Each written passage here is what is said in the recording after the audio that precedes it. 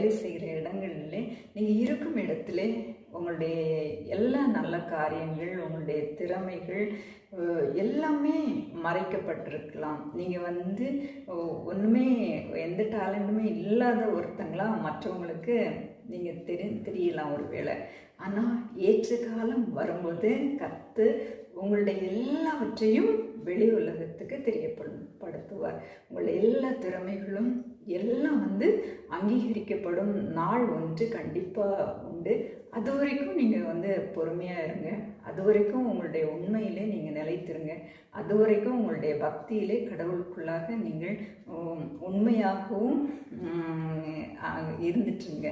கர்த்தர் ஒரு நாளிலே உங்களுடைய எல்லா திறமைகளையும், உங்களுடைய எல்லா விதமான ஞானத்தையும், உங்களுடைய எல்லா விதமான பக்தி வைராக்கியத்தையும் இந்த உலகத்துக்கு மற்றவர்களுக்கு தெரியப்படுத்துவார்.